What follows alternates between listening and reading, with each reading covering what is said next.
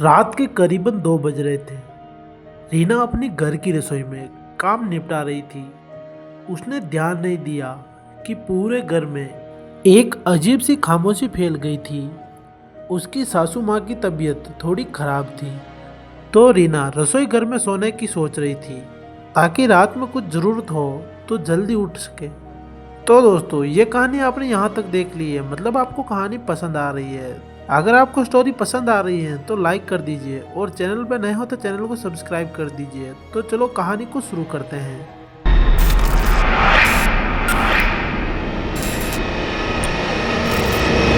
Midnight chills. जब रीना ने सारा काम निपटा लिया और लाइट बंद करने के लिए मुड़ी, तभी उसे ऐसा लगा जैसे किसी ने उसका नाम पीछे से पुकारा हो। वो थोड़ा घबराई, लेकिन सोचा ये उसकी थकान का असर होगा। उसने ध्यान नहीं दिया और फटाफट सोने के लिए नीचे चटाई बिछा ली। रसोई की छोटी सी खिड़की से एक ठंडी हवा अंदर आ रही थी। अचानक रीना को लगा कि खिड़की के बाहर कोई काला साया उसकी ओर देख रहा है। वो एकदम से डर गई, पर खुद को समझाने लगी कि यह उसकी आंखों का धोखा है। रीना जैसे ही अपनी आंखें बंद करने लगी, उसे फिर से किसी ने हल्की आवाज में रीना कहकर पुकारा। उसने उठकर चारों ओर देखा, पर वहां कोई नहीं था। उसने सोचा शायद वो वाकई में थक चुकी है और सोने की कोशिश करने लगी। कुछ मिनट बाद अचानक बर्तन गिरने की आवाज आई। उसने देखा कि एक कढ़ाई रसोई घर के कोने में जमीन पर गिरी हुई थी। रीना ने उसे नॉर्मल लिया और सोचा कि शायद उसने उस कढ़ाई को ठीक से नहीं रखा होगा, इसलिए गिर गई होगी। वो वापस जाकर सोने लगी।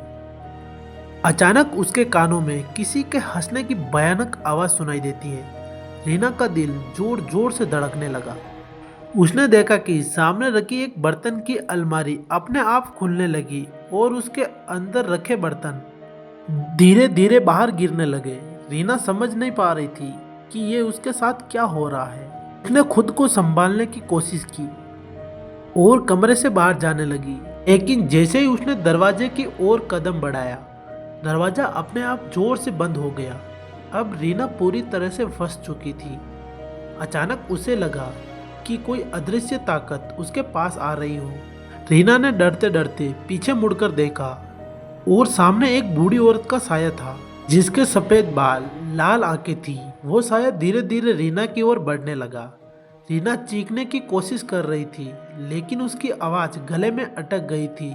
अचानक वो बूढ़ी औरत की शक्ल वाला साया रसोई में रखे पुराने चूल्हे की ओर इशारा करने लगा। जैसे ही रीना ने देखा, उस चूल्हे के पास एक पुरानी तस्वीर रखी हुई थी, जिसमें उसी बूढ़ी औरत की तस्वीर थी।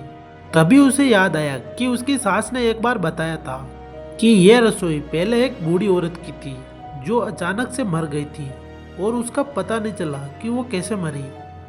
कहते हैं कि उसका अंतिम संस्कार भी ठीक से नहीं किया गया था और तभी से उसकी आत्मा इस रसोई घर में भटक रही है। रीना ने समझ लिया कि वो आत्मा अभी भी शांति नहीं पाई है।